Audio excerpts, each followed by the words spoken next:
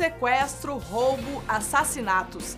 Delitos cometidos por grandes grupos, bem articulados e que, para exercer o controle, apostam na hierarquia e na divisão de tarefas. São as organizações criminosas. Por onde passam, elas aterrorizam a população e desafiam as autoridades. Mas você sabe qual é a diferença entre um grupo como esse e uma quadrilha? A organização criminosa é a associação de 4 pessoas ou mais, estruturada, com divisão de tarefas, ainda que essa divisão seja uma divisão informal. Sistema penitenciário federal no Brasil e os critérios para a construção de presídios de segurança máxima.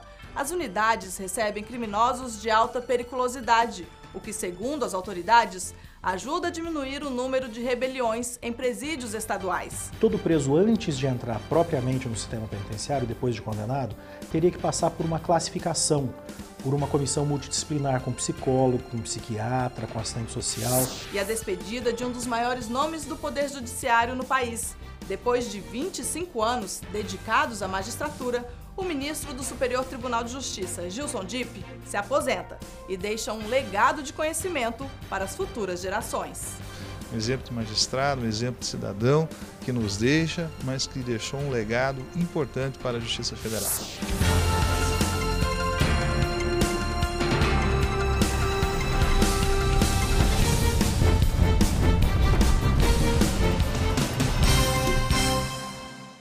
A gente começa o programa com as atividades que marcaram a Semana da Justiça Federal. Confira. O Conselho da Justiça Federal aprovou a proposta de alteração da estrutura organizacional do CJF. Inicialmente, a única mudança foi a criação da Secretaria Executiva. A finalidade é assessorar a Secretaria-Geral, auxiliando na coordenação das atividades desenvolvidas pelas unidades administrativas, bem como nos projetos da Justiça Federal. Também ficou decidido que o magistrado federal vai exercer o cargo de secretário-geral do novo órgão. Delitos cometidos por 4 ou mais pessoas, com previsão de pena máxima superior a 4 anos.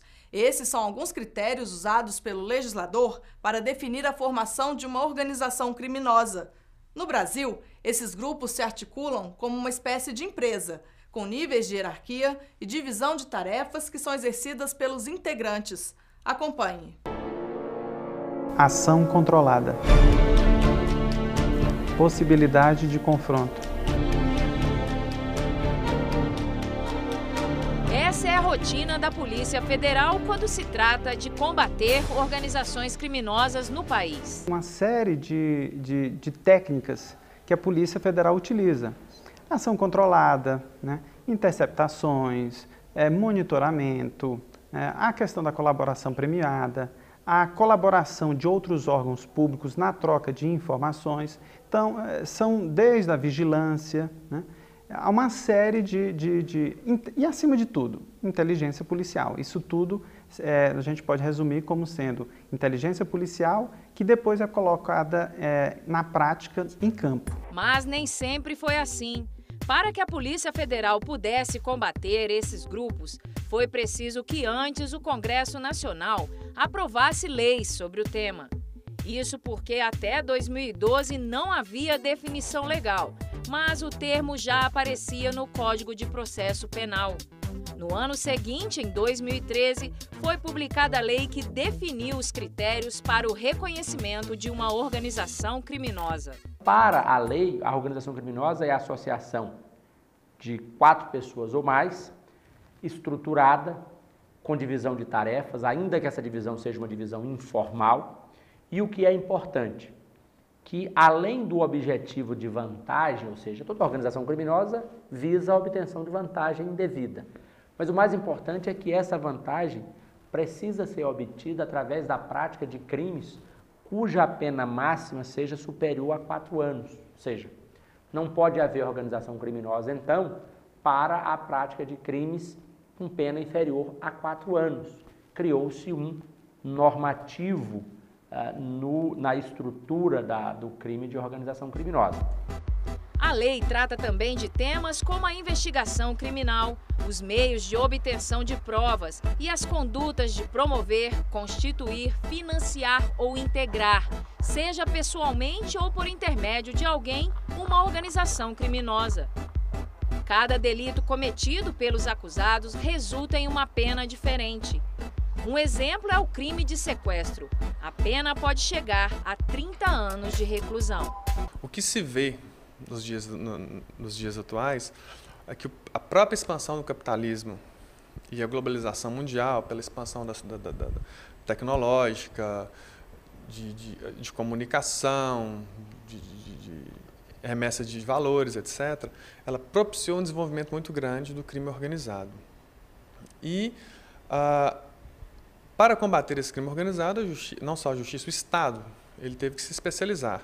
Ou seja, a criação de grupos, de unidades técnicas especializadas é muito importante, a cooperação jurídica internacional é de extrema relevância para o combate a esse tipo de delito, e a imediatidade da investigação, porque quanto maior o tempo entre o cometimento do delito e o início das investigações, maior é a possibilidade de que esses crimes saiam impunes. Agora, qual é a diferença entre as organizações criminosas e as quadrilhas? A organização criminosa e o crime de quadrilha, ele se diferencia. O crime de quadrilha é um crime autônomo, específico, para uma determinada providência ilícita, cometida em regra por 4 pessoas ou mais. Quadrilha é isso. Organização criminosa, como o nome já diz, ela é preparada. Ela se organiza para tanto com uma intenção permanente de cometer os crimes. E o ponto principal aqui é a Convenção de Palermo, que foi adotada pelo Congresso Nacional mediante decreto que aceitou o conceito e incorporou na legislação brasileira. E quanto tempo a Polícia Federal leva para fazer as investigações? Existem muitas circunstâncias ao longo do trabalho investigativo que afetam esse time investigativo, né? Então, assim, a gente tem tanto casos de investigações policiais de crimes mais complexos que duram menos, ou seja, a gente consegue produzir uma prova qualificada num tempo um pouco menor, como casos de investigações, às vezes, de um objeto com um objeto menos complexo, que acabam durando mais por uma situação ou outra presente dentro do próprio interregno investigativo, né? Então, assim, por mais que a gente se esforce, hoje é muito difícil a gente estabelecer, olha, essa aqui 2 meses, essa aqui 8 meses, vai se fazer um investimento investigativo, né? Segundo especialistas, as organizações criminosas funcionam como uma grande empresa. Cada integrante tem uma função. Eles realizam, inclusive, a contabilidade dos ganhos e as despesas do grupo. Nós podemos dizer, a partir da experiência, que as organizações criminosas se voltam para crimes de alta lucratividade. Dentre eles, o tráfico de entorpecentes é uma prática comum nas organizações criminosas, o tráfico de entorpecentes, o tráfico de armas, o tráfico de pessoas, sobretudo o tráfico de mulheres para fins de prostituição, são condutas com pena elevadas e que se valem dessa estrutura organizacional, quer dizer, uma pessoa se encarrega do recrutamento, a outra pessoa se encarrega da preparação dos documentos, a outra pessoa se encarrega do embarque dessas pessoas no Brasil, uma terceira pessoa no exterior se encarrega de recepcionar essas pessoas lá. Perceba que há uma divisão de tarefas. Mas para o presidente nacional da Associação dos Delegados da Polícia Federal, apesar de bem estruturados, alguns grupos também podem ficar em situação de vulnerabilidade. É nessa hora que entra o trabalho de investigação da Polícia Federal. Recentemente nós tivemos a Operação Monte Carlo, onde pessoas de uma organização criminosa imaginavam que a utilização de um sistema de telecomunicação internacional, né, impediria que eles fossem interceptados, né? E a polícia mostrou que não era verdade. Então, às vezes, essas organizações dificultam, buscam técnicas mais difíceis de serem monitoradas e vigiadas, mas sempre a inteligência e a tecnologia do lado policial avança para acompanhar esse tipo de investigação. Então, nós podemos dizer, até mesmo aquelas organizações que se preocupam em ter criptografia, em uma série, e a gente percebe que quanto mais poderosa economicamente, mais recursos para evitar seu monitoramento essas organizações vão ter. Por outro lado, também a inteligência da polícia vai avançando no sentido de superar essas barreiras e dificuldades. Mas retirar o dinheiro, ou seja, descapitalizar o grupo, é o melhor caminho. Organizações criminosas, você não combate mais com a visão de prisão. A visão é a visão capitalista, é a visão de descapitalizar. O que movimenta o poder dessas organizações vem do seu poder econômico. Então, com certeza, a melhor alternativa, a melhor técnica na doutrina policial é descapitalizar e, por isso, a recuperação de bens, patrimônios e recursos é tão importante no combate a esse tipo de organização criminosa.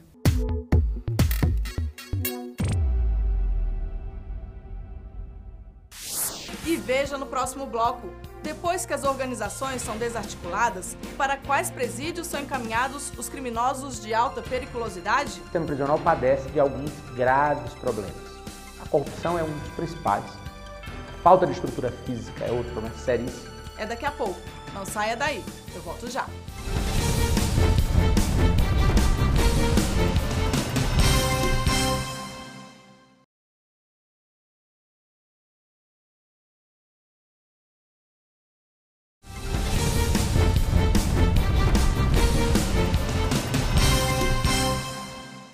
O Sistema Penitenciário Federal no Brasil abriga hoje cerca de 550 presos de alta periculosidade. Uma das vantagens, segundo o Ministério da Justiça, é que a transferência de grandes líderes do crime para essas unidades ajuda a diminuir conflitos e rebeliões em presídios estaduais. Acompanhe. As cenas até parecem filmes de ficção, mas são fatos reais. Cumprimentos de mandados de busca e apreensão, prisões. Todos os flagrantes foram feitos pela Polícia Federal. De acordo com o Código Penal brasileiro, existem dois modelos de crimes: os federais e os estaduais. Para ser um delito federal, é preciso envolver o patrimônio da União ou de entidades federais. Golpes contra o INSS, tráfico internacional de drogas, sequestro e desvio de verbas são alguns deles. E são sempre julgados pela Justiça Federal. A Federal atua, então, em dois níveis principais. Primeiro, na repressão total ao tráfico, ao crime, a punição, a investigação, a descoberta e a condenação pelos crimes, mandando os criminosos para a penitenciária para cumprir suas penas. Esse é um lado. O outro lado é recuperar o produto do crime. Se é dinheiro desviado das licitações, recuperar. Se é dinheiro do tráfico de drogas, decretar o perdimento para o Fundo Nacional Antidrogas. Então, é recuperar o dinheiro. Então, são duas faces da mesma moeda. Segundo o juiz Fausto De Santis, o magistrado precisa de encorajamento para tratar desses casos. É absolutamente necessário para que o juiz, pautado nos princípios permanentes de correção, prossiga e com convicção e firmeza, sabendo que ele está ali com o apoio da magistratura, que lhe garante a independência, a imparcialidade e a tranquilidade de julgar, sem que sejam apontados os seus erros apenas, mas sim que sejam garantidos a sua seu livre direito de julgar conforme sua convicção e a lei. Depois da condenação pela Justiça, chega a hora do cumprimento da pena.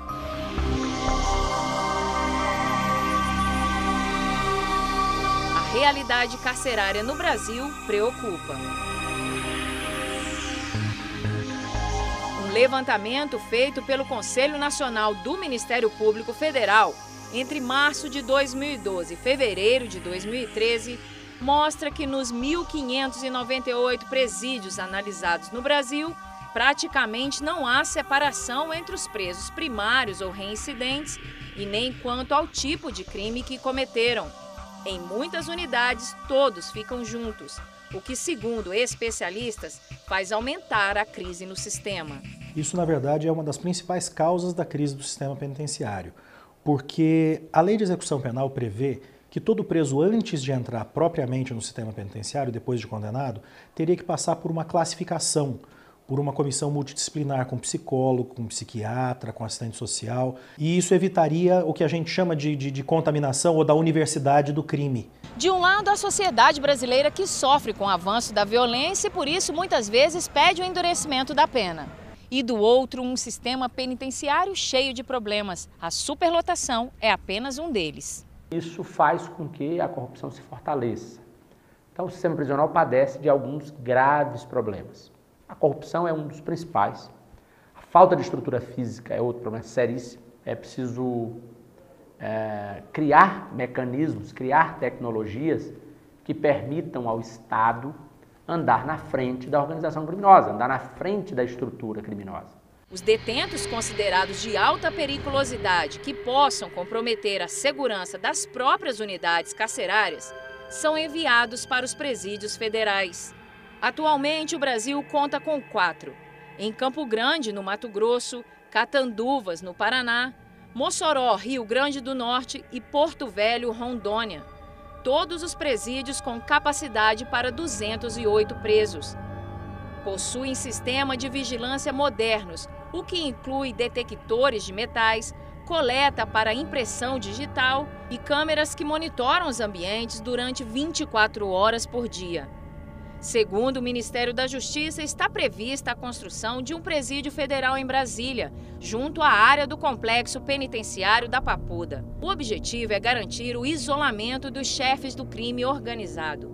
Dessa forma, o governo local vai poder dar maior atenção aos demais presos, mas não há data prevista para o início das obras. De acordo com especialistas, todo presídio federal é de segurança máxima. A massa carcerária desse tipo de prisão é formada basicamente pelos maiores líderes do tráfico de drogas do Brasil, que dos presídios estaduais comandavam rebeliões por todo o país. Fernandinho Beiramar, Elias Maluco são exemplos disso. De dentro das penitenciárias, eles continuavam no comando das facções criminosas, segundo denúncia do Ministério Público Federal. Para isso, o mundo inteiro briga. Todo mundo tenta criar sistemas, criar formas de bloqueio, seja de sinal eletrônico ou seja de comunicação propriamente dita, mas a maior dificuldade é que pessoas, seres humanos, se comunicam normalmente. E é claro que o criminoso que leva, que chefia uma organização criminosa, ele acaba tentando manter o seu poder, tentando manter a sua estrutura, a partir dos comandos, por qualquer contato que ele faça. Às vezes ele manda informação pelos próprios familiares, às vezes eles conseguem contatos com alguns colegas, ou às vezes eles mandam, eventualmente, em casos assim que a gente já tem registro, até pelos advogados que os atendem. O que a gente tem é que ficar trabalhando e criando sistemas e mecanismos que tentem impedir isso ao máximo. É a brincadeira do gato e do rato. No próximo bloco, você vai ver a despedida do ministro do STJ, Gilson Dipp, conhecido pelo rigor nas decisões, mas também pela habilidade em conciliar. O legado dele na Justiça Federal é muito importante. É daqui a pouquinho. Até já!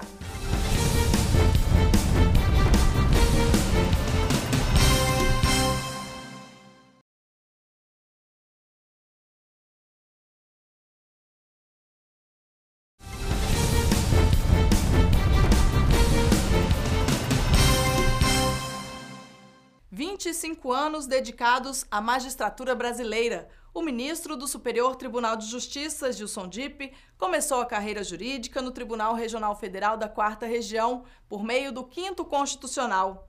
Agora ele anuncia a aposentadoria compulsória ao completar 70 anos. Veja a trajetória de Gilson Dipp e o depoimento de magistrados que acompanharam todo esse trabalho. O legado dele na Justiça Federal é muito importante. Nós hoje nem saberíamos dimensionar quanto foi, né? Qual foi essa importância, digamos assim, só posteriormente que nós vamos ter, olhando para trás e vermos essa proporção de grandeza que ele deixou para a Justiça Federal.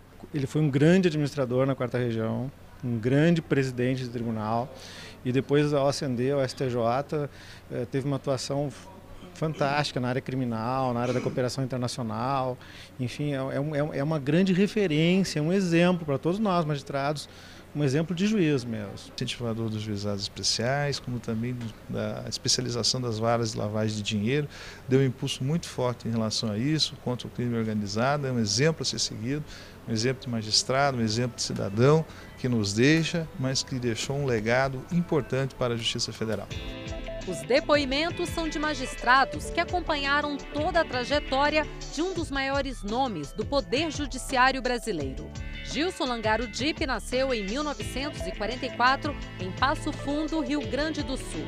A carreira na magistratura teve início em 1989, quando ele foi nomeado juiz do Tribunal Regional Federal da 4ª Região. Tive a felicidade de fazer parte da composição do TRF4, no mesmo momento em que faziam parte Teori Zavascki, Ari Pargendler, Ellen Grace.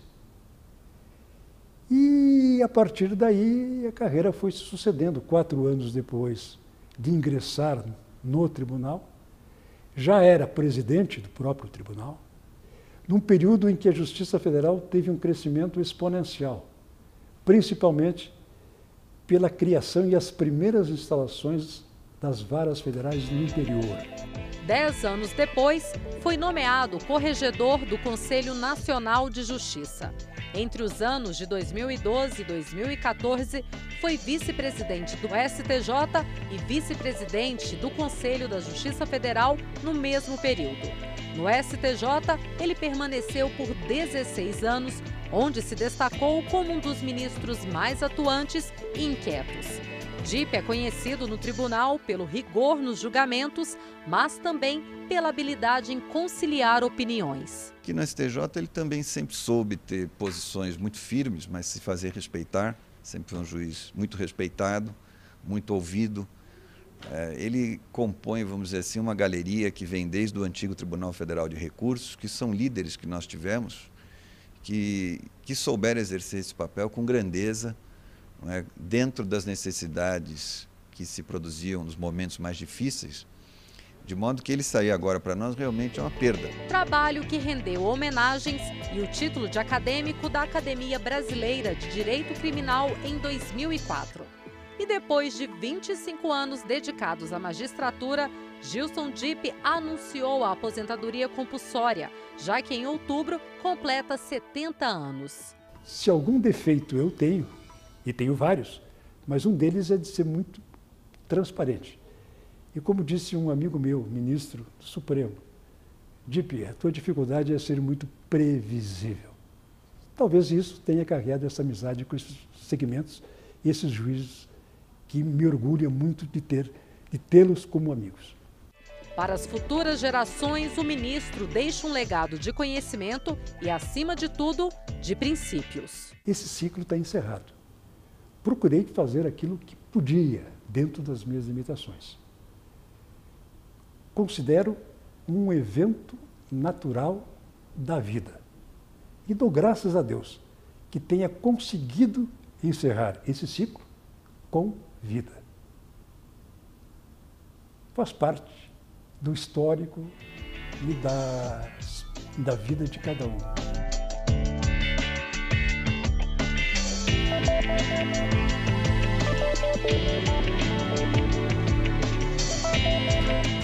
O Justiça para Todos de hoje fica por aqui. Participe e envie sua sugestão para o e-mail imprensa@juf.org.br. E você também pode acompanhar o programa pela internet, na página da JUF ou no canal da associação pelo endereço youtube.com/tvajuf. Obrigada pela sua companhia.